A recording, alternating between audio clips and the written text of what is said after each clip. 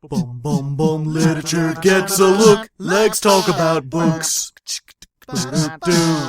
And welcome back to Legs Talk About Books, the occasional podcast where we talk about books. I'm your host, Hardleg Joe, joined once again by spooky aficionado, Mr. MBT. Spooky aficionado.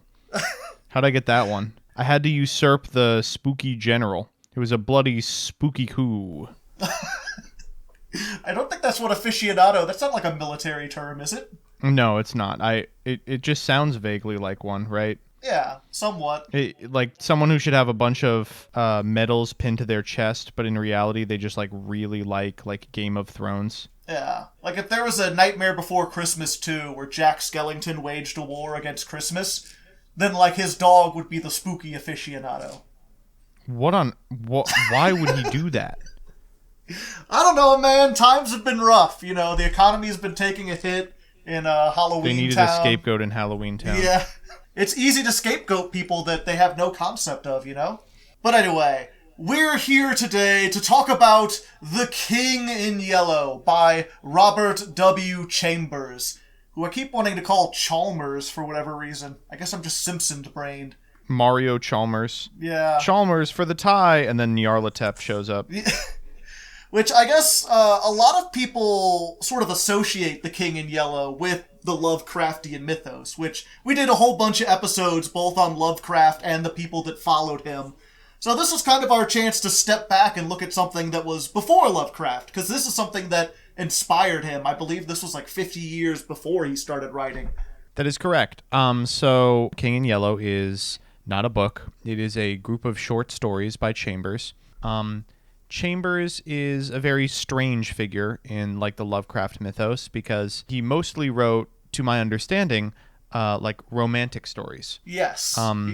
That said, his couple of ventures into vaguely the horror direction were intensely inspirational for Lovecraft and a lot of the authors that followed. Yeah, I mean, of all of his work, the ones that have endured are the ones that are kind of included in mythos works, which maybe explains a little bit about this compendium. We'll get into the weirdness within as we continue, but... Yeah, it is very interesting, like, afterwards looking up about him, because, yeah, he really just... This was his first collection of short stories that he published, and I think only his second published work ever. And the thing about The King in Yellow to understand is that it contains, 10 short stories? Correct, yeah. And only about 4 of them I would consider, like, spooky stories or horror stories.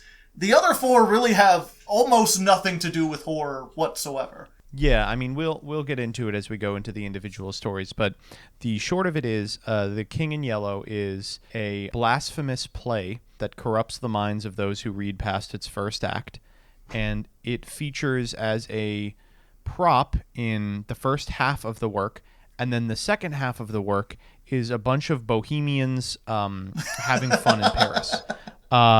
You really do finish it and you go, that was The King in Yellow? That was just a bunch of 21-year-old Parisians having gay sex. It's very, very, very strange.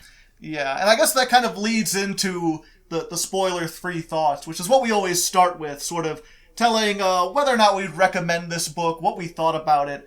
And as far as this goes, like, the first 4 stories, I'd recommend. They're pretty spooky. They still kind of hold up. They've got some unique elements to them. The last 6, not so much. It's not, like, badly written, but if you're looking for horror stuff, you ain't going to get it there. I do like kind of the history of Chambers because he was a well-known and famous and successful author during his time, but he is one of those authors from whom almost nothing has endured. If you go to his Wikipedia page, it's like clearly written by like one fanatic. It's got like references to an SCP that is similar to The King in Yellow on the Wikipedia. It's like, this is just embarrassing, I'm going to be honest with you. I do not find any of them particularly compelling. The ones that are more about The King in Yellow have some things in them that are interesting from like a science fiction perspective, but nothing particularly enduring or long-lasting. And, it's not surprising as to why Lovecraft was, like, the guy of this type of, like, occult science fiction. And Chambers was like, oh, I dabble. Yeah. Well, one of the interesting things, right, is when you look up what Lovecraft said about Chambers, or what a lot of his contemporaries said, it's not exactly glowing praise. A lot of it is stuff like, this man has brilliant ideas, and then he wastes them because he's too stupid to realize how to fully develop them. And I can completely understand them reading this and be like, yeah, you're onto something, keep going with that. And he was like, whatever. Just kind of goes on with it. There are many in these where, like, something very cool and interesting happens, and then the work ends. Yeah. I will say one thing, though, is I think especially the first story, and we'll get to this when we go into each story individually, but the first time I read it, I really didn't think all that much of it. And then because of a question that someone asked here, I kind of went back and read it again. And I will say, on a second read-through, it comes across as much more nuanced, much more interesting, and I could see why it's endured. Why you can find copies of The King in Yellow getting printed out, and the rest of his stuff is pretty much not in print. But I guess we'll go ahead and get that by jumping into spoilers. So if you haven't read The King of Yellow, and you'd like to, you could do it pretty easily. This is in the public domain. You can actually find it just online anywhere, in addition to probably 1 million different people on YouTube reading it out in very dramatic voices. Anyway, did you want to go ahead and start us off with the first one? Yeah, so the first work in The King in Yellow is called The Repairer of Reputations. Just hard to say, kind of. I would argue that it is actually hard to leg. The Repairer of Reputations is a great one because at one point he repairs someone's reputation all over them. Yeah. That was my favorite part.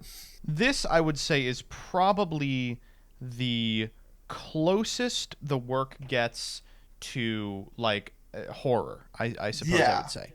It is also deeply, deeply interesting. There is so much going on in this one. And so comparatively little it feels going on in some later ones. Yeah, this is definitely feels like if you read one story out of The King in Yellow, it's probably this one. This is where most of the big ideas went. Although I'm not sure if it's necessarily the scariest. But we'll get to that in a little bit. Go ahead and continue. Sure. So The Repairer of Reputations is actually, I believe it's set in the future, right? Yeah, the future of, I think, 1920. Because this was written in, I believe, 1895 or 1897. So it is like a 1920s New York City.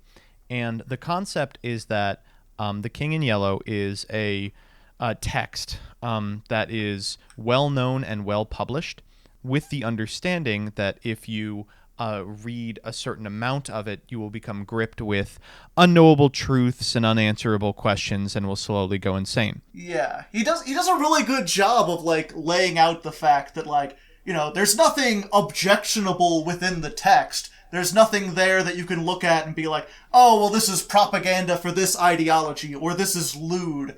They're like, academics struggle to find a reason why it's bad. Yeah. But they just know the effect it has on people. When you read it, you become mentally unstable. And because of this, there is a concerted effort from the scientific community, the literature community, the clergy, to call it, like, blasphemous and dangerous and stuff like that. Yeah. And that, of course, makes it even more alluring, They banned it in London, and then all the French people desperately wanted to read it.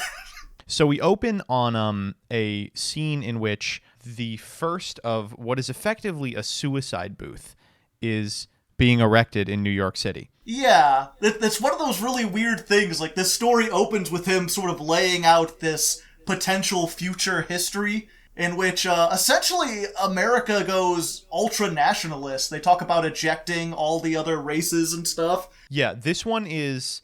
I see why Lovecraft liked it. It's very, very racist. It's insanely racist. And originally I thought, oh God, I hope Chambers isn't just writing like this. It is clearly from the point of view of the character. Yeah. But there's some really excellent lines in here about how, let me see if I can pull it up real quick. the government is being praised throughout this by the main character for their treatment of races in self-preservation. He's like, well, you gotta get rid of the Jews, you know. You gotta, you know.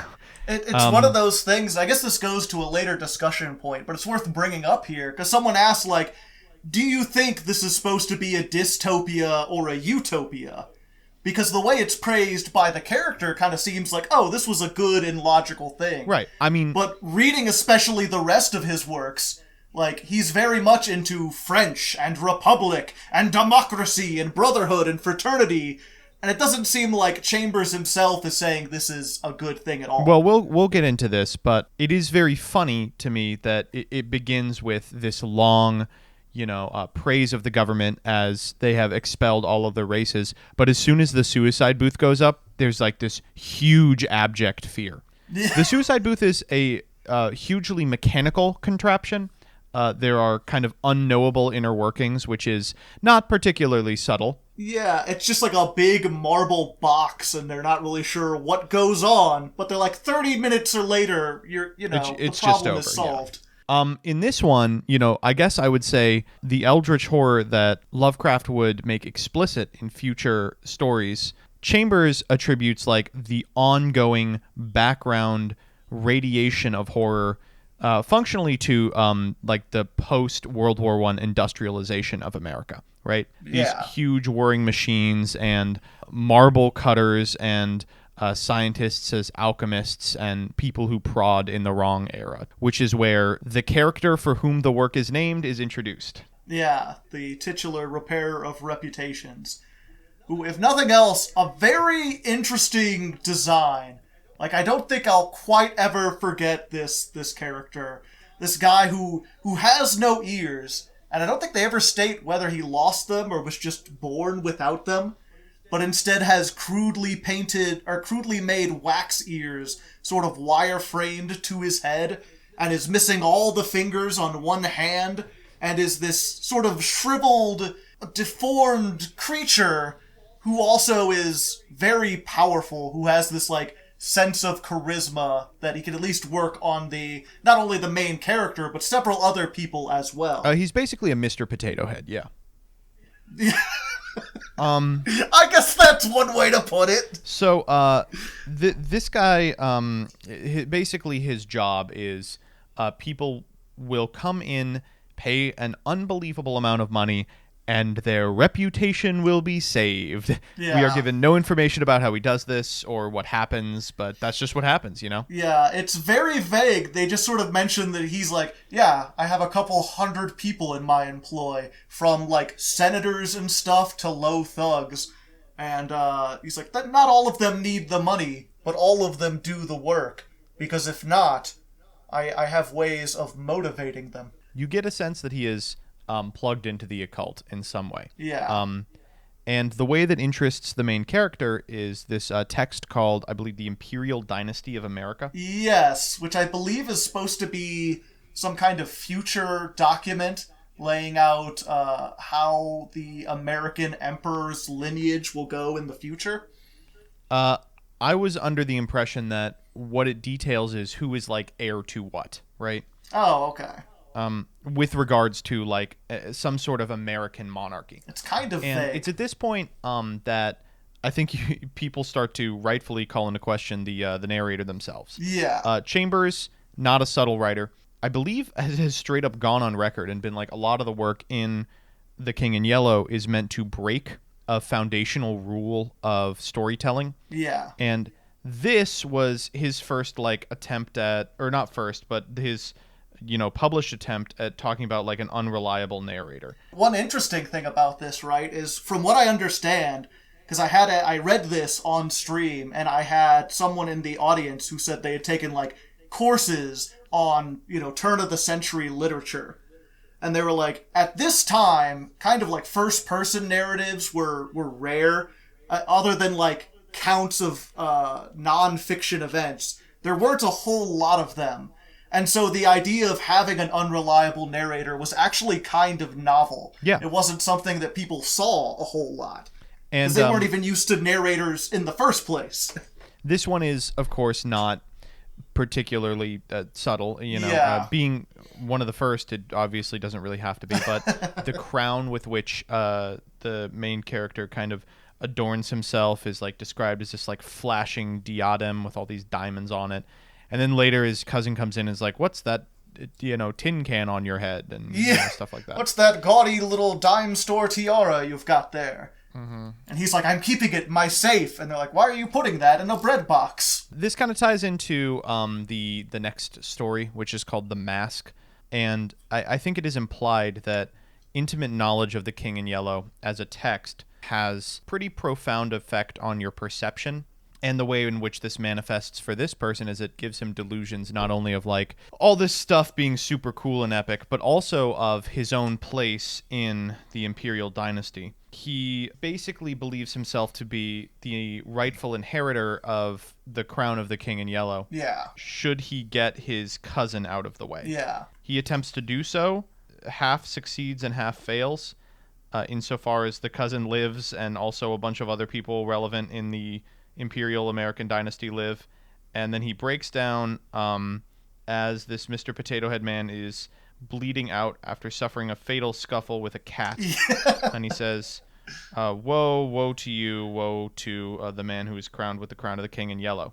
And that's the first story. Yeah, that's the entire... It's basically just like, he was insane. So I will say, the one thing about this, I mentioned like going back and rereading it, I guess I'll get into this now, because I think if you try to look at this in sort of a Lovecraftian sense, that the King in Yellow is, a supernatural play that drives people mad, it works, but it's not really satisfying. There's a lot of parts of it that don't really, make sense. But I think what he was going for, I think the reason you have that earlier stuff setting up what the government is like, this dystopia, where people are like, yeah, suicide booths on every corner are fine. That's just, a logical thing to do. I think he's trying to set up the idea that the King in Yellow has influenced the world. Mm-hmm. That the world has become corrupted by it. It's not just the people who are noticeably insane. It's that a lot of people have read it and sort of intuited the same ideas that the main character has, but rather that, just like he kind of pretends to be normal and can get along in society, a lot of these people have infiltrated society. And that's why it's taken this authoritarian turn to it. That's why we have suicide booths. That's very interesting. I like that a lot. Yeah, I mean, it's clear that the I guess damage of the Yellow King isn't really measured in individual lives, but in philosophies and discussions. That's immediately what everyone who reads it does, is they're like, I got to go talk to everybody about this. Yeah. And yeah, I think in that sense, the repairer of reputations and the King in Yellow, the play within the story, is more of a representation of sort of rising authoritarianism or even rising fascism, and how it spreads mimetically through the population, how these ideas take hold and sort of drive some people insane and then drive other people to do awful things. But I think that interpretation has almost been kind of robbed by us from the later authors who were like, ooh, spooky play that makes people crazy. I bet there's an eldritch monster behind that. Yeah, I saw Frankenstein writing it. Yeah. But anyway, that's enough about the first story. Again, pretty good. Would rate it, I guess, probably my second favorite of the whole bunch. The second story in here is The Mask, which I was sad didn't have Jim Carrey. There was no green faces in it whatsoever. Somebody stop me. In fact, I'm not really sure why they call it The Mask, because they have a quote from The King in Yellow, the play, before that has to deal with masks, and I'm not entirely certain what that quote has to do with the rest of the story. Do you? Oh yeah. Oh, okay. Yeah. The Mask is. Well, I guess let me explain what I thought of it, and then you can be the one who comes in and tells me how my interpretation was lacking. Sure. Because to me, The Mask was this interesting, partially science fiction, partially love triangle. You essentially have the main narrator living this artist lifestyle with his rich friend, I think his name was Boris. Let's just call him Boris. Boris and some woman that Boris is in love with. The main character's in love with her too. Genevieve! What? What was that name again? Genevieve. Genevieve? Genevieve. Oh, no, it was Genevieve. No, there's an accent on that. Genevieve. She's French. She's French. Whatever. Everyone's French in this story. Boris isn't French. Boris was his real name. Boris. Boris and Genevieve. But yeah, so Boris and Genevieve, they're in a relationship. And Genevieve was like, I like the narrator and I like Boris, but I like Boris a little bit more. And the narrator was a cool dude who's like, I just want you both to be happy. I'll let you do whatever. And so he's kind of hanging out and he's having a bad time. And then Boris is like, yo dog, I invented this magic material that turns shit into marble. He like drops a flower into it and like within a couple seconds it turns to marble. And he's like, check it out, I'm going to do this with a fish. And he does it with a rabbit. And they're like, that's neat. I guess it's this weird science fiction liquid. They never really explained how he made it or why. But he makes it, and then it gets into their weird relationship they've got going on, and you find out Genevieve is super depressed, and she actually doesn't like Boris, and she has regret. She wants to be with the narrator, but she can't reconcile that. So she, one day in a fit of depression, she jumps into a whole tub full of that marble liquid and turns herself to a statue. And Boris gets so mad he shoots himself. And then the main character gets really depressed, as you would, and he decides to leave for a couple of years and travel the world and do some stuff. And then eventually he's drawn back to that house because Boris left him the house in the case that both he and Genevieve died. And then at the end, you find out that the marble stuff doesn't last forever. There's like a maid cleaning out the room, and she's like, I found this goldfish and this rabbit, and the rabbit statue is gone. And the narrator's like, and he runs in, and Genevieve's there, and she's still alive. And then the story ends. It was really weird. I'm not gonna lie. I like this one a lot. Oh, okay. This is one of my favorites. So, first off, yeah, I mean, all that happened. So yeah, we do open on this weird portion of The King in Yellow, which I think is like the biggest portion of it that we get. No, there's the poem before everything else is probably the biggest. Yeah. The Corcosa song. Which is awesome, by the way. What we get is Camilla, who is a character in The King in Yellow, is like, hey, you, stranger, take your mask off. He goes, I'm not wearing a mask. She goes, what the heck? No mask? He's not wearing a mask. This is just like Donnie Darko. And that's the opening. Yeah. So this one is, again, not very subtle. The mask in this one is the narrator comes out and says it. He's like, for so long I have worn a mask of self-deception about my feelings towards Genevieve, because they are in this weird polycule. And he's like, I feel so bad that I cannot be with her, but I have worn the mask of self-deception for so long that it has become my own face. And then Genevieve tears it off him when she says, secretly I was in love with you the whole time. Very cool, very epic. Based. Perhaps ratio? Similarly to how the mask is forcibly ripped from Alex's face, this like fever rips it off Genevieve's, and then everyone gets very ill at the same time, and he fucking gets shot and everything. But every time you hear a discussion of the things that have been turned into stone by the liquid, it's clear based on like this like tint within each of the animals that is turned into stone that like the veins are still working. They're maybe not transformed as much as preserved. And so a lot of stuff happens in sequence at the end. The main character reads The King in Yellow, can't put it down, is kind of wrapped by it. Receives correspondence from a friend who says he had terrible dreams about him and that he must not leave the house because something bad is about to happen. The main character kisses the statue of Genevieve which has been in the bathroom ever since she accidentally fell in this fluid and got, turned into stone. And I think the implication is that this is the first time the two of them are engaging with each other face to face without the mask of self-deception. And that engagement and that kiss is what undoes the, I guess, stoning process of all of this. It is, extremely overplayed and romantic, which makes sense because Chambers is a romantic author. Yeah. But I thought it was very sweet. Oh, yeah. It's definitely, like, I think I said at the beginning, like, even the romantic stuff, it's not badly written. It's just when it's very well when you sit down to, like, The King in Yellow and you read all about, like, the lost city of Carcosa and the man without the mask, and then you get a story about a guy being honest about his feelings with a woman, it's like, this is not what I expected.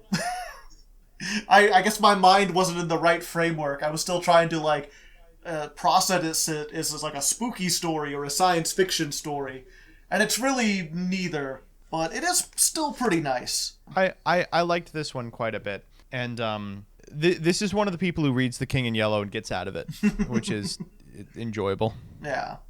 Would you say it was your favorite story of the bunch? No, favorite one's coming up. Oh, okay. Good. Is it In the Court of the Dragon? No, but In the Court of the Dragon's great. Yeah. I'm glad you like that one. It's a bit simple, but this is the first one that I believe, like, the first story had a little bit of, like, horror vibes to it, mostly because you're in the mind of this guy who's unsettled and you're not sure what reality is. I believe Lovecraft would say the strongest fear is fear of the unknown. That first story has a bit of that. But In the Court of the Dragon has some, like, legit creepy horror movie shit going on. Mm-hmm. And I guess I did the mask one, so you want to give the little synopsis of this one? We'll just tag back and forth. Yeah. All right, so The Court of the Dragon is about a guy who goes to church. Horrifying already. Yeah. Who wouldn't be frightened? Oh, but it gets worse. The church is Catholic. Oh! So, the short of it is, this individual goes to a church, kind of seeking forgiveness in some very general sense. And because he's read The King in Yellow, right? Yeah. I believe he read it before the story starts, and he's what like, a stupid idiot. I need to go to church after that. Yeah, he's like, damn, that shit's crazy. He was literally like, y'all need Jesus. Goes to church, is kind of weirded out by the sermon. Everyone else seems okay with it. And then he hears the organ play, what he calls, like, a sinister, blasphemous chord. Yeah. And everyone's like, oh yeah, this is just the organ part. And he's like, what's going on here? This is like evil music. Yeah. He turns around and he sees this insanely angry man who is playing. He does such a good job of describing this guy as just like, he's like, I have never seen on the face of any living creature such rage and hatred as this organist had. He's so angry. And he's staring right at him. The guy kind of freaks out a little, and he gets up and he leaves, and he's walking through kind of the streets of, I think it's Paris, right? Yeah, probably. And keeps running into this guy, and he's like, there's no way I can be running into this guy. Like, he's got to be following me or chasing me or something. Yeah, like they walk opposite directions, and like he runs into him again, right? He's like trying to escape him. Eventually he does a decent job of it, and then he finds himself at the Rue de Dragon, which is where he lives. It is largely a shack, but it is barred by these gates that have a big dragon on them. And for some reason the gates are closed to him. The guy catches up with him, and he awakes with a start in church, and he's like, oh, I was just racked with guilt, this is just a crazy vision, whatever. Yeah. And then he realizes it really was not. And the very angry man has been hunting his soul while his body remains in the church, and that he is truly damned. And the ending is so crazy. It says, yeah. I'm just going to read it. It says, then I sank into the depths, and I heard the King in Yellow whispering to my soul, it is a fearful thing to fall into the hands of a living God. It's like, she's like, holy shit. It's very scary. Love this one for a number of reasons. My wife's Catholic, so this concept of just like gnawing abject guilt associated with church is something I get to experience pretty much daily. The sort of blasphemous church I find really cool as like a concept, and we saw repeated over and over and over again when we did the Lovecraft one. And the Stephen King one was just full of that. I was going to say Church of the Worm. Yeah. This guy is the Redditor, by the way. He's like all in here, like literally just reciting bits from r/atheism. But there's a bit where he goes, "Oh, that's a strange thing for a Catholic to say." Let me see if I can pull it up. "My children, one truth the human soul finds hardest of all to learn, that it has nothing to fear. It can never be made to see that nothing can really harm it." Yeah, that's a Catholic priest would not say that shit. Folks, predestination is real, and you gotta understand you can't be harmed. Yeah, sure, you know? Yeah, good joke. But in a lot of ways, I feel like this guy, this like very angry, hating guy, is the like physical manifestation of the guilt that all sort of feel in church, I feel like, to some degree. You know, all sinners sweat in church. And I do like that as kind of the, it is easy to discount the credibility of this being anything other than sort of the background radiation of guilt that one feels while they're in church, only to realize, no, like, this is it, dog. Yeah. And this is a really good example, again, because at the end, it's not as though, like, you know, it turns out it was the devil the whole time. It was, like, the King in Yellow. It was this, like, otherworldly god that you can't comprehend. I love the concept of the living god. Like, the implication, of course, that whatever god was being worshipped in this church is insufficient or dead or something. Like, this is the one you've got to worry about. This is the one who has true power over your life. This also ends with this really excellent descriptions of the black stars in the heavens, the wet winds from the Lake of Hali. It's just like, Jesus Christ, dude. The moon drips.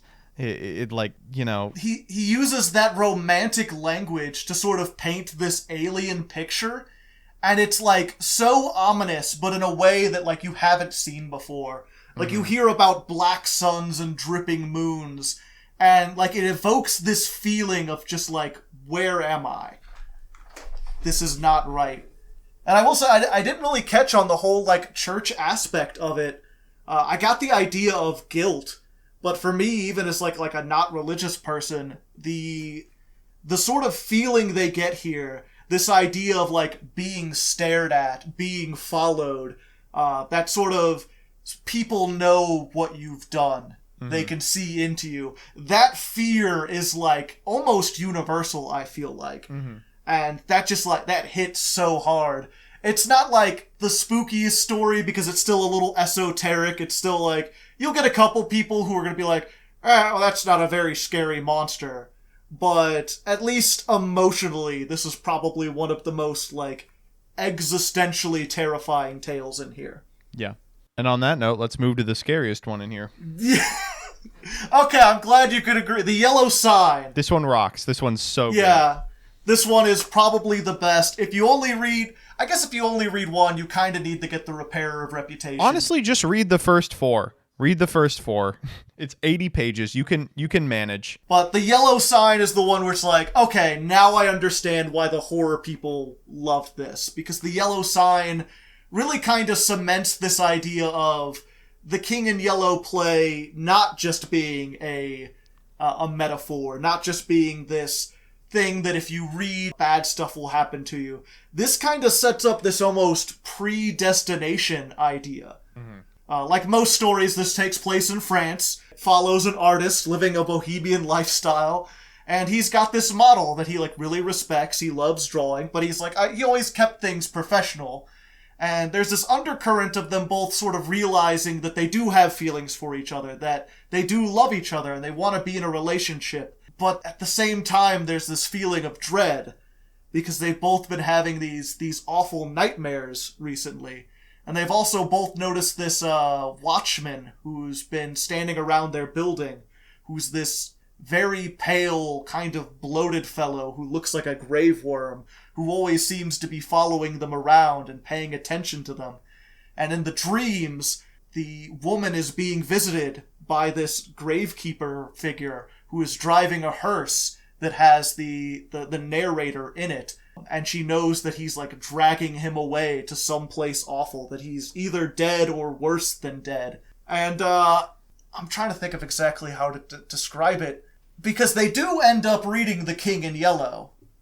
And then afterwards, they start to realize, like, oh, the dreams we've been having are, like, part of The King in Yellow.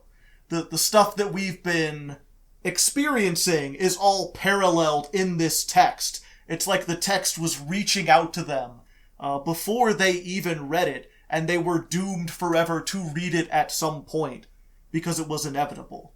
Yeah. No, I agree with all that. A lot of predestination in here, rankles pretty heartily with him being like, why is a Catholic preaching predestination in the last one? Yeah. Another blasphemous church, by the way. I can't get enough of these. To me, this is the one that not only is the most, spooky, the most scary, it's also kind of got the most in it. So the two individuals are Tessie and what's the other guy's name? I just called him Mr. Scott. Yeah. Scott. Tessie and Mr. Scott. The man, Mr. Scott, is really, his relationship with Tessie is very strange. She is a nude model for him, and she is also literally a model. He makes all these remarks about how she's a model citizen and gets embarrassed when she says she went out mashing. I had to look up what mashing was. It's interesting. But she's also much, much younger than him.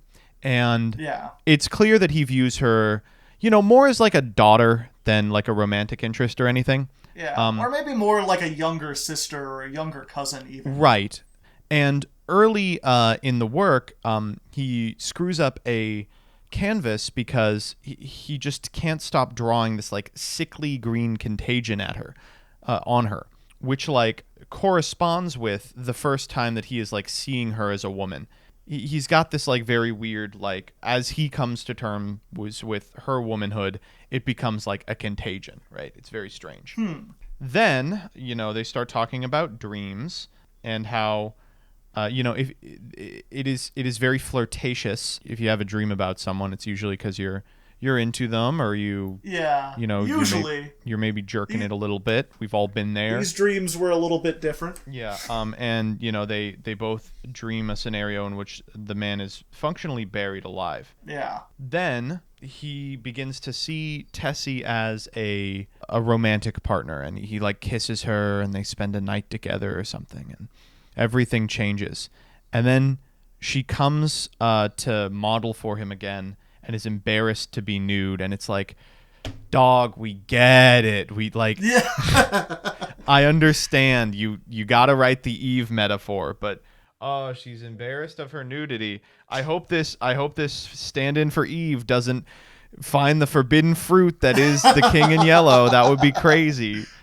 Because she finds the book first and reads it, right? She does. She finds the book, and he says, put that shit down, and she says, no. She reads it, and then he reads it, and he gets a stigmata in the process also. It's like, dude, you can't beat me over the head with this one. I get it. I completely missed all the biblical metaphors. And then there's a reference to Tessie in here as like akin to the Magdalene as well. It's just, it's truly shocking. But it is all the church stuff in this one really, really I like, because it kind of hints to the King in Yellow as, blasphemous church, et cetera, but as a kind of scripture, a kind of like unknowable knowledge akin to not like the Necronomicon, but like the Bible. Yeah. Or like a black Bible, not to be confused with Bible Black. That's an entirely different thing. That's something else. And it's kind of crazy that like you got this woman character that's simultaneously like Eve and also the Magdalene. Then you got the guy who's like constantly trying to save her and gets a stigmata, and then he gets buried alive and he doesn't die, and it's like, Jesus Christ, dude, literally Jesus Christ. But this is all contained in just a just a horrid, truly, truly spooky story about... very ominous, very creeping dread, like, the entire time. Mm-hmm. This does a really good job of just building it up and building it up. And again, he paints these really, like, again, using almost romantic language of, like, standing at the window and looking down and seeing this man who looks like a maggot, this decomposing person. And this guy is a zombie also. He's been dead for months. We find out eventually. Because he does come and, like, attack them and I guess kill the girl. I think that's what happened. Or I don't know if the Scott kills her. It's not... The end kind of gets a little crazy. Somehow Tessie ends up dead. I mean, everyone ends up dead. Well, Scott, he in classic Lovecraft fashion, he is writing his note and then gets dragged away, like, mid-sentence. I will say this ending it makes no fucking sense whatsoever. It doesn't, but the emotional core, because it was building up to it so much, it like resonates. And then you try to describe what happened, and it's like, fuck, crazy shit happened. It was really good though. In a lot of ways, the previous story is the same way. Like, if you wanted to write a plot synopsis, it's like a guy goes to church and an organist yells at him or stares at him, and then he gets really paranoid, and then it turns out he's dead. It's like, it sounds really bad if you just lay out what happened literally, but it's all the emotional building that Chambers does that just makes it work so well. Mm-hmm. And again, as you're pointing out, like with this one, kind of like what I'd said about the first one, if you read this as a horror story, like again, I think I did the first time going through, it works as a horror story, but there really is a lot more to it. I don't think he was writing this just to be spooky. He was trying to say at least a little something, trying to be a little metaphorical or allegorical with what he was trying to do. And I gotta commend him for that. Yeah, and in a lot of ways, it really reflects a type of engagement with religion and with God that for eons was really the way that people did so. This, like, primordial style of fear, the knowledge that it was a being much more powerful than them. Yeah. And that, to some degree, their souls were being marked or hunted. Very creepy stuff. Happy Halloween, everyone. And now for the second half. And then, the rest of these we're probably going to go really quick. Do you want to try to pronounce this one? Because I am not good at French at all. The demoiselle des. Demoiselle des nuts. Oh. Just walked into it. So this one's about a guy who gets lost, and then he finds a girl who's really into, like, falconing. Yeah. Like, they go into so much detail about, like, how to falcon. Like, I was getting Moby Dick flashbacks. Cetology, like, baby! Yeah. I love Moby Dick because it really does have a big-ass chapter that's like, all right, so this is going to be the bulk of the book, and it's basically just an encyclopedia of whales. So we don't know much about whales, but the one thing we do know is that they are fish. Like, just a wonderful, wonderful work. It's just so weird that story's like, the narrative is so important, but like half of it is just like, this dude really learned a lot about whales, and he's like, I'm going to tell you everything about a whaling ship, about how fat is rendered, like everything. And there's a couple points in here I'm like, okay, I get it. I don't need to learn any more about falconing. What does this have to do with the story? You're going to get me started on Moby Dick. One of my favorites of all time. I took a class on it. It was so good. So here's what happens in this one. There is an American, first off, huge problem, who is, I guess, vacationing or something, and he takes a long-ass hike, and he hikes so far that he travels back in time. And he... after getting thoroughly lost in the forest, meets a young woman who has arrived with 2 falconers. She is also a falconer. Yeah. And the falconers are named Hastur and something else, but I just remember the one was named Hastur. And that's all it has to do with the King in Yellow. That's you go, holy shit, it's Hastur. What crazy shit is going to happen now? And the answer is nothing. Nothing. He leaves. He goes off falconing, and you never see him again. He gets bit by a snake, and then he passes out at the end, and then he wakes up, and the woman is gone. The woman is gone, the house is gone, but there's a gravestone. Yeah, he spends a day in the woman and the house's care, and while he's there, he and the woman immediately fall in love and do like, oh, they're just the horniest people I've ever heard of in my life. And then he wakes up and finds a gravestone that says, "Pray for the soul of the demoiselle Jean Dees, who died in her youth for love of Philip," which is the guy, a stranger, in 1573. Ooh, time travel. Yeah, I mean, I imagine that like time travel was like cool and new at this time, so that it kind of carries the story. But wow, I mean, my God, if you thought that the Bible metaphors in the last one were a little too subtle, this one it's just there. It might also be because you took like French in high school, right? Yeah. Yeah, you speak a little bit of. There's a lot of like French terminology and French words mixed in with a whole bunch of stuff about falconing.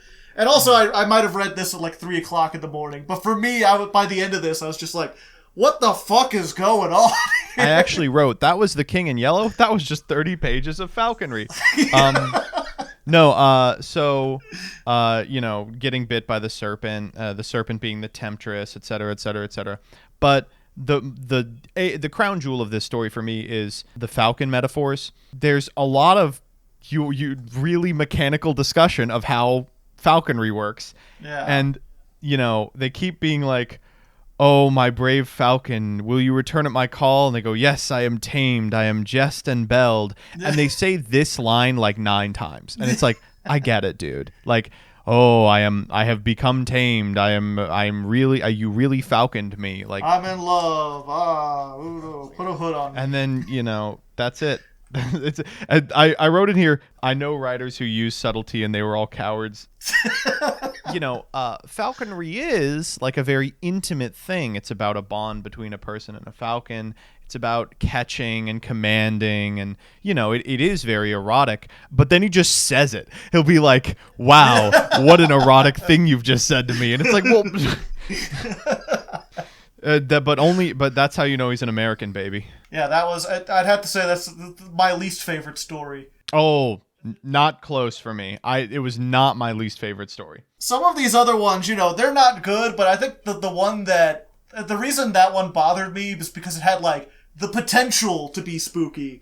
It doesn't help that like you just came off of 4 spooky stories, and then you get a story about a guy who's like lost in the middle of the woods, and he comes across a mysterious stranger, and then halfway through it's like, this isn't going in the direction I thought it was at all. Yeah. Oh, wow. She's still horny. I was like, oh, Hastur is going to be like, because they trick you into being like, oh, the falconers are like, they're doing some sort of ritual or something. No, they're just doing falconry. Yeah. I'm reminded of, I don't even remember what movie it was, but some movie about like some guys, I think, going to see like a Kiss concert or something. And there's a point in the trailer where they see a woman hitchhiking down the road.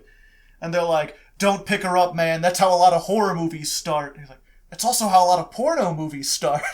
It's like, that's this. I thought it was a horror movie, and it was just 2 people being horny about falcons. And I guess time travel. Yeah. But you talk about him having a lack of subtlety, a lack of nuance, and I think almost as if to make up for that, the next story, if you can call it that, The Prophet's Paradise, is more like an abstract poem. Yeah, so like an avant-garde poem. There's like 9 randomly in the middle of this. Yeah. The work is kind of bifurcated into this like romantic section and this horror section. You can stretch the last one to make it something about horror, like, ooh, I fucked ghosts. It's supernatural, at least. Yeah, the rest of these are just normal. Yeah. And they are preceded by The Prophet's Paradise, which is, I don't know how it's formatted in yours. Mine, it's formatted as 9 poems. Yeah. Just in sequence. And they, like, vaguely kind of relate to each other. Like, the end of one poem kind of has to do with the next one sometimes. Yeah. So these, they're kind of, like, thematic relative to the stuff prior. Prophet's Paradise, sure. The Studio, The Phantom. So the Phantom of the Past is a character that's been mentioned in The King in Yellow earlier. Right? Oh. So I assumed that this was like an excerpt from it, potentially. Possibly. I don't know. I'm not gonna lie, dog. I'm a big fan of literature. I like to interpret stuff, but this just went way over my head.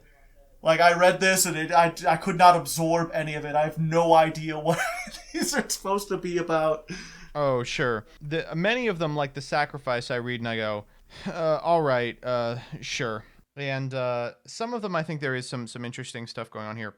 Destiny, for instance, I do like. It's kind of about, like, people being too eager to die.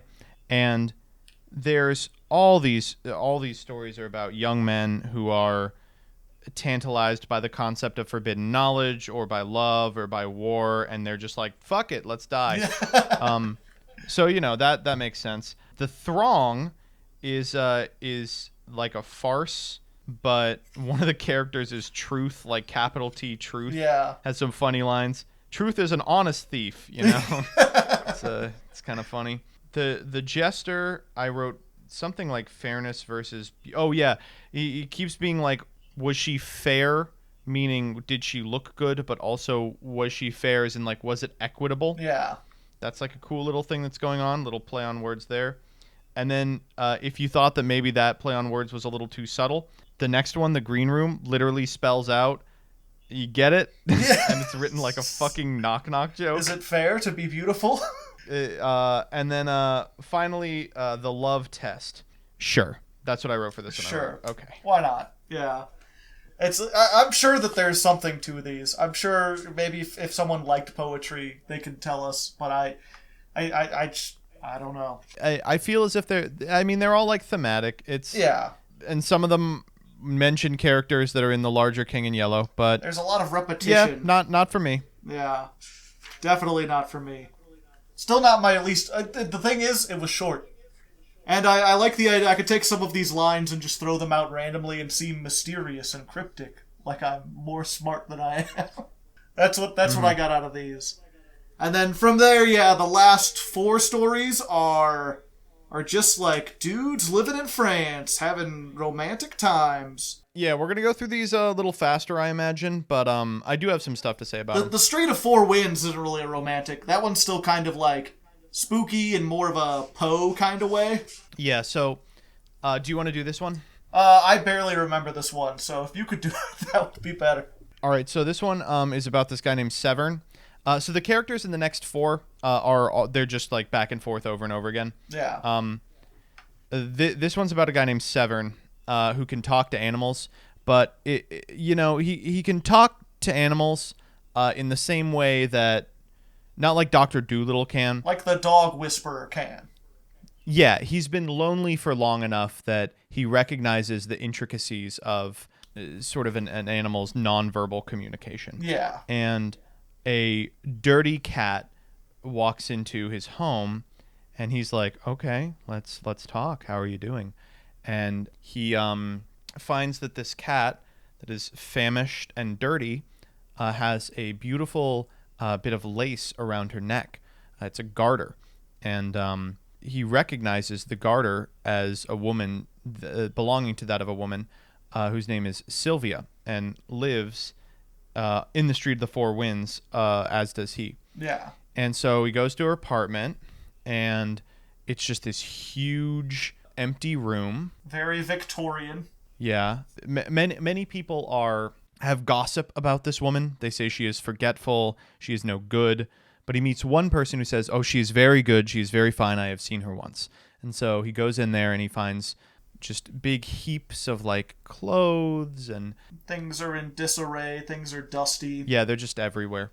And then he sees this person, and it turns out that she is 1, dead, and 2, this person that has been troubling his dreams in particular. Yeah. And it's great.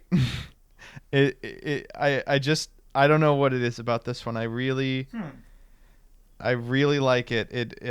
This one, at least for me, it definitely has a mood to it. There's this, it's atmospheric. Yeah, it's got this sense of like loneliness, this sense of isolation that I think a lot of people will identify with, especially now. Yeah. It's actually kind of neat to see that, like, yeah, even when you're in the middle of, like, a bustling city, you could still be this incredibly lonely person if you don't sort of stretch out, if you spend more of your time. I assume he was an artist, right? Yes. Most of the people in this portion are just artists. Yeah. But Everyone's a starving French artist. That's just how it is. it is crazy. This woman clearly was like some sort of a shut-in, a sort of forgetful individual who clearly had some amount of wealth and just died for want of really any interaction. No one had anything to say about her really, other than they had seen her once or twice. Yeah.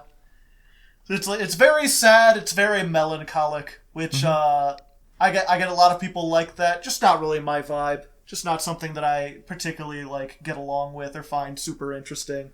But I can get, like, if you say you like it, I understand why. Because it is very well written and it does have that atmospheric mood to it. Let's see. And then after that is The Street of the First Shell, which is about a guy and his girlfriend and a bunch of their friends sort of living in Paris during the Siege of Paris, which was an event, I believe, that happened. I looked this up afterwards because I was like, Paris got sieged? When did that happen? And it was, I believe, the middle 50s or so. It was before Robert Chambers was alive. This was something that was written about that, like, he didn't experience, but it was something like he probably had met people in Paris, because he lived there for a while, who had experienced this and could maybe tell him about it. It was still recent enough. But yeah, it was, I believe, the Prussian army, which is always weird because Prussia is one of those nations that just, like, doesn't exist anymore. If we have any dirty Prussians listening to this... I love that. I was like, this story would be kind of racist against Prussians, but I'm not sure if that matters anymore because there is no Prussia. But anyway, off top, this guy living in this, again, besieged city where they've been under siege for, I believe, like 2 months now, very low on food, very low on supplies. Everyone, like, there's a homeless kid who's, like, capturing rats and selling them. And the main character is just like, hell yeah, cheap food. Rat's better than horse, I believe, is what he says at some point. But despite that, it's got this almost, like, upbeat attitude. Very optimistic, yeah. Yeah, you know, the reinforcements are gonna come. The French are gonna make it. We've withheld more stuff than that. And really, this short story, it's I think maybe the longest in here, but it's still pretty short. Yeah. But a whole lot happens in it.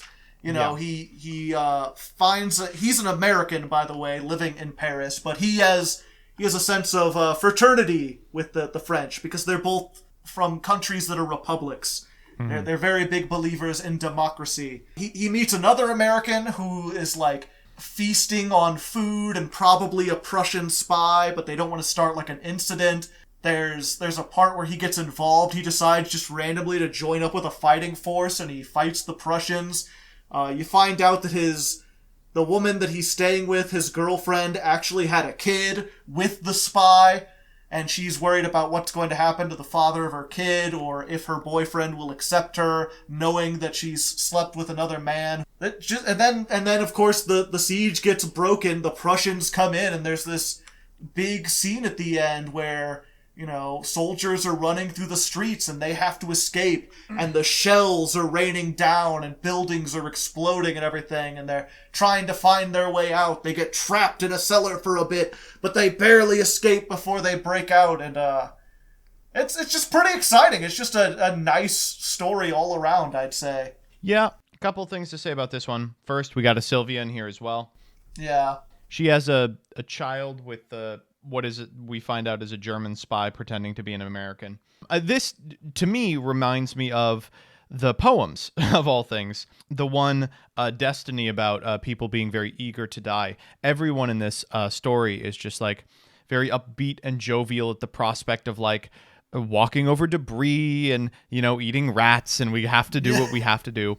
And that all kind of dissipates in this huge fog where Jack Trent is just faced with, I mean, you think it's supernatural for a little bit. At least I did, just because of the proximity to the rest of these stories. But this basically huge cloud of just like mangled bodies that are just kind of lurching forward. Yeah.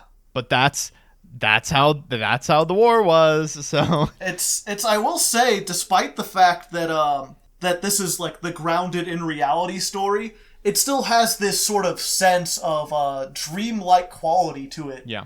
Maybe because part of that might be because it's just like not paced very well. It's surreal how he goes from one thing to the other thing, to being in this war, to then trying to help save Sylvia, then going around all this stuff. Yeah, no, this one and the last one and the one before are all like dream oriented, you know? Yeah. Yeah, there's a through line on these. There's a through line, and this one, of all the romantic ones, I think this one was my favorite, mostly just because it has so much going on. Mm-hmm. Although I will say it kind of does this thing that's almost very modern, I feel like, where it doesn't set up a whole lot of stuff. It kind of throws you right into the middle of it. Yeah. It's just like, oh, Jack's talking to this guy. Who's this guy? And you gotta kind of find out through context clues.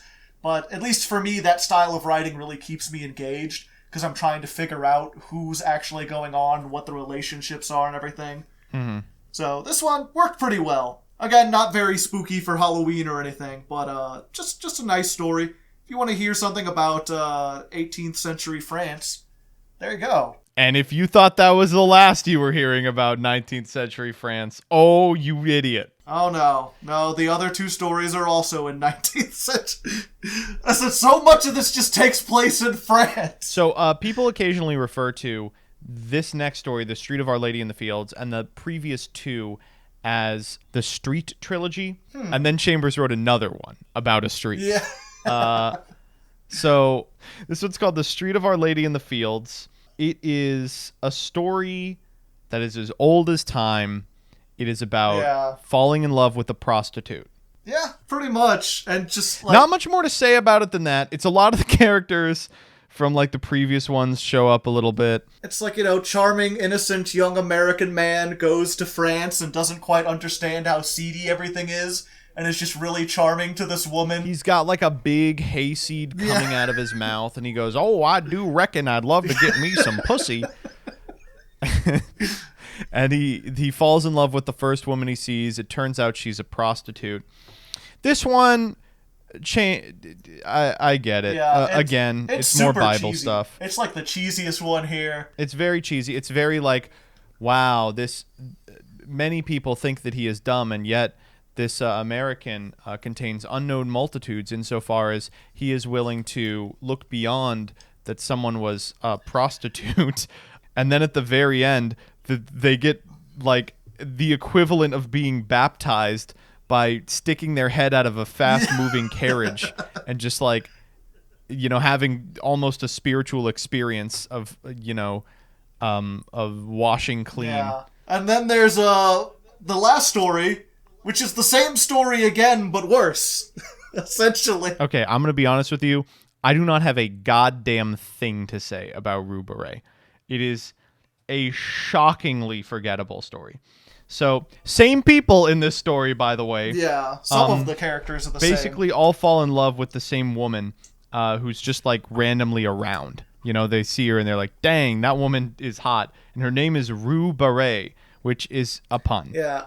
Get it? I thought, because Rue is, like, street in French, right? Yes. Yeah. It's the Rue Beret, but it's a woman. Yeah, I believe they don't actually know her name. They just know she's from that street.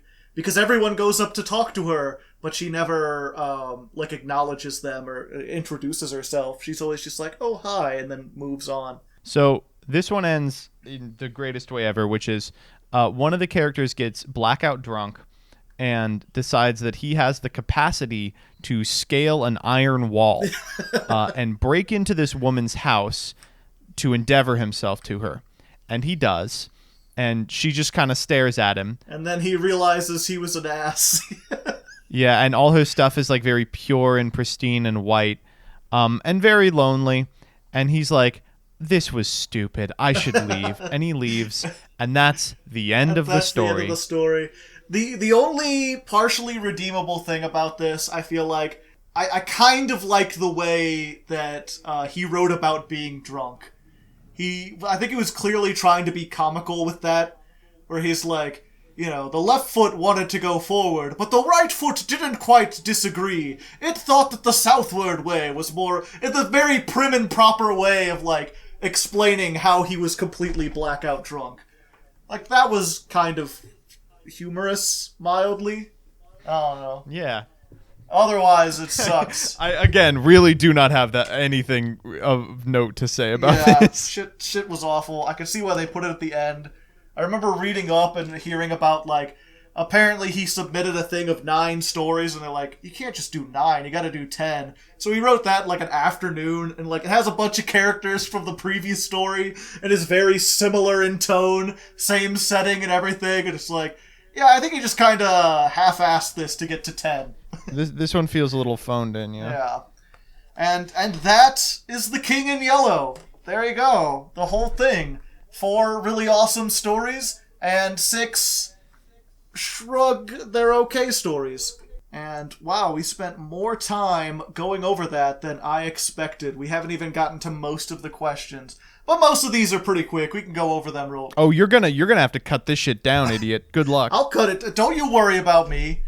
I'll worry about me. And so yeah, now that we've gone all over the stories, there is one other thing I wanted to do, or I guess several things I wanted to do, because I had asked people on Twitter and I asked on my Discord, what questions did you have about The King in Yellow? What discussion points? So we're just gonna go through these real quick. So 01503 asks, how does this relate to the other eldritch horrors like Cthulhu? Basically, do you think this fits with the Lovecraft mythos, or do you feel like maybe its inclusion was kind of a weird retroactive thing that it doesn't quite belong? No, I think it does. It's got kind of those proto elements. I can certainly see why Lovecraft and the other weird fiction authors liked it. The King in Yellow the play feels like this sort of Necronomicon, this forbidden text that drives you mad. And the way he describes it by essentially not describing it, only giving glimpses at it so that you never grasp entirely what it is and your imagination fills in. Yeah, I get that part. But personally, I think it's kind of weird that, Hastur has become, an entity in the Lovecraft mythos. Yeah. Because as you said, it's less of a person and more of a place. Yeah, so, I don't think it is really arguable that this should be, discounted from the mythos or anything.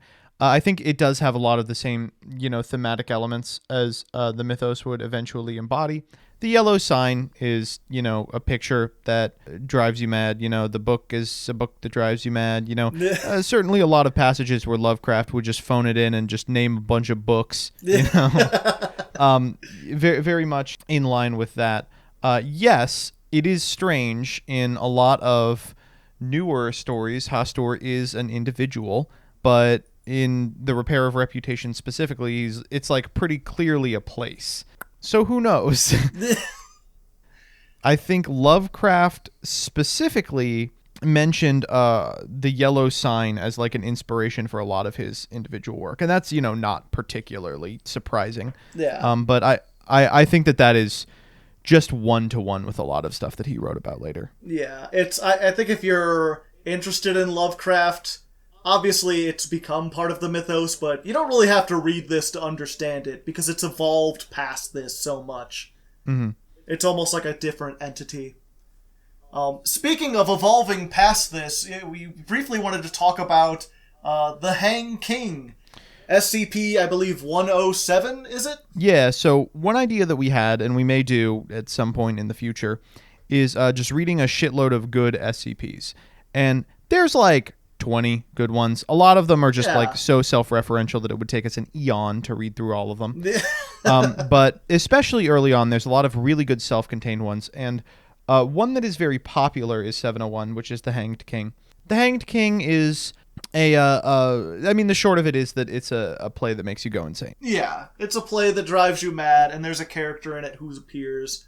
He's spooky. He's spooky. I read it, and I honestly kind of feel like, as often happens with SCPs, they explained so much of it that it kind of lost the horror element to it. Yeah. Instead of being this mysterious otherworldly text that has an undefinable, undescribable impact on people, it becomes, the Hanged King is a monster that attacks people through a play, and if you read the play, all the actors will kill each other, but the audience won't be able to tell what's going on, so you better not read it. Ooh. I'll be a little more charitable here. I really like a significant amount of the SCP stuff, but whenever it rubs up against Lovecraftian inspirations, it does tend to kind of fall apart for the reasons you're describing, right?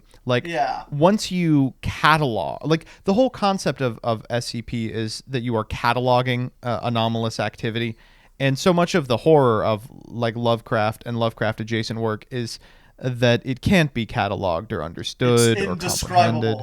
Right.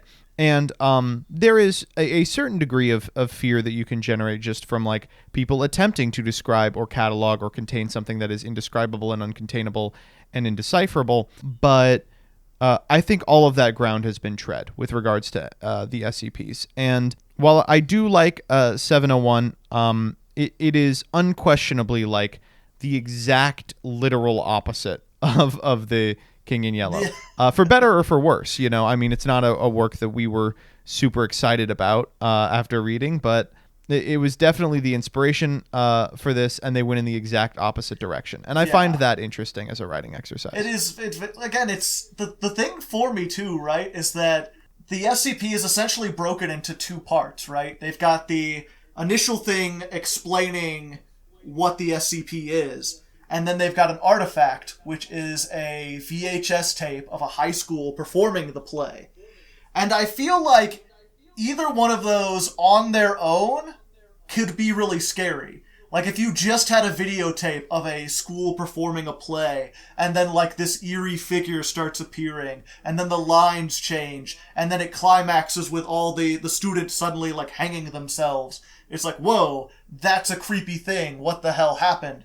And if you have scientists being this play, anything that happens, you mustn't read it, that can be scary on its own. Mm-hmm. But when you combine both of them, you've erased the unknown from both ends so that we know exactly what's going on and exactly what happens.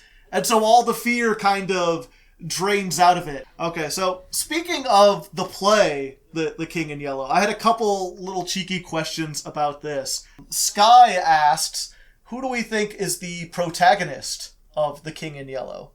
Is it the king himself? Is it Hastur? Is it the girl who loses everyone? Man, I don't know. I don't know. It's 1 in the morning. Yeah, these are really hard to answer because I think, I don't know what it is. Maybe it is a result of modern scientific principles or whatever, but I feel like when you encounter something like this, whose whole purpose is to, defy understanding or explanation or categorization, the questions are always but what is the King in Yellow? Who is he? What does he do? What does he look like? How tall is he? How could the tatters be scalloped? What the scallop? Yeah. What's going on? And I would say, I would ask you as a reader to kind of resist that impulse, to try your hardest to lean into the fact that it is unknowable. And if I could tell you what the second half of The King in Yellow is about, you wouldn't want to hear that shit. It would ruin your life. Yeah, that's actually what the other person, Phil Callens, asked. What do you think is the truth in the second act? And yeah, you hit exactly what I was gonna say is, if we said it, it couldn't possibly live up to whatever your imagination is. Right. If there was something that could be written which would drive people insane, someone probably would have written it already, I'd imagine. The whole idea is you describe the impact it has on people, and then your imagination can fill in what is personally affecting to you. I guess, because I don't think there's any text that would have that effect on everyone. I guess the closest we could come to it is I'm trying to think of things that are relative to the entirety of the themes in most of these works and would really freak people out. And I think that the cleanest explanation is there is an irresistible revealed truth in the second act that free will doesn't exist, right? And that the entirety of human existence is kind of the machinations of a more powerful being. Because so many of these stories are about predestination. They're about inevitability and understanding that once you are in tune with this truth, like X happens every single time.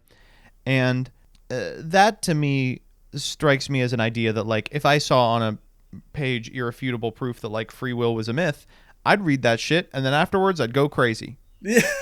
Yeah, it kind of changes, maybe not go crazy, but it changes the entire outlook you have on life if everything is predestination, if free will is literally an illusion. Or even worse, if we're all under the sway of some king who rules us like a living god. And I feel that the place that's strongest is in the repair of reputations. I mean, what is, a dynasty but a literal bloodline-oriented discussion of predestination? You are deserved to be XYZ. And, of course, that's also the story that deals with the inevitability of suicide in a world where that truth is widely known. So I don't think it's a mistake that so much of this work is about religions preaching predestination and how that is at odds with a lot of existing world religion.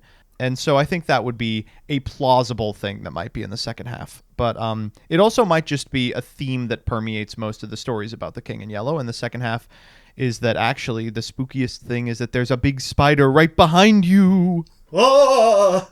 The thoughts in your head aren't caused by your brain. They're caused by alien spiders crawling around, pushing buttons and levers. A big spooky ghost.